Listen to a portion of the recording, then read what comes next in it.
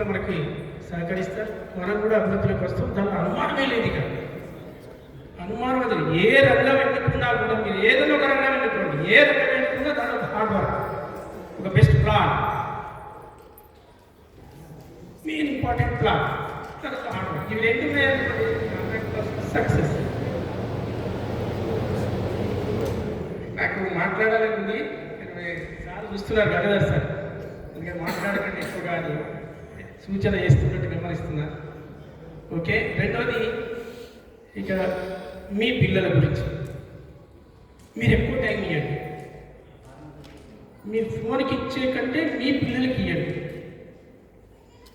మీరు వాడిని బాధపడలేక మీరు ఏం చేస్తున్నారు, మీ అబ్బాయి అమ్మాయి బాధపడలేక మీరు ఏం చేస్తున్నారు, వాడికి ఆ ఫోన్ పడేస్తున్నారు. బంధం చూసారా, తల్లి బంధము తండ్రి బంధము చాలా అనిర్వచనీయం, మీ అందరికీ కూడా తెలుసు.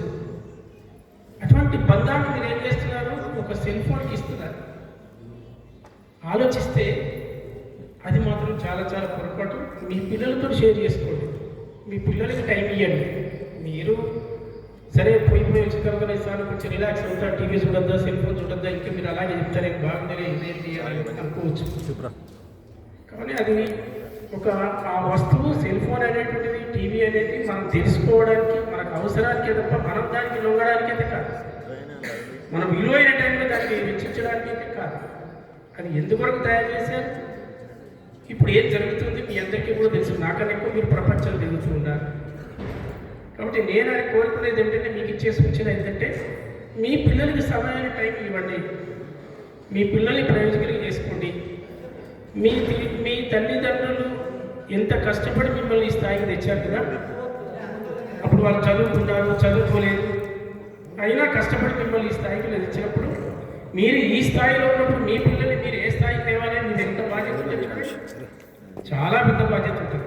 అస్సలు కాంప్రమైజ్ కాకండి, ఒక స్థాయిలో పెట్టాలి మీ పిల్లల్ని, అప్పుడు మీరు ఆనందపడతారు, అప్పుడు మీరు చాలా సంతోషపడతారు. అది మీ యొక్క తండ్రిగా మీరు 100% సక్సెస్ అయినట్టు. All the best. Thank you. మీ అందరికీ కూడా ధన్యవాదాలు తెలుపుతున్నాను. Thank you sir.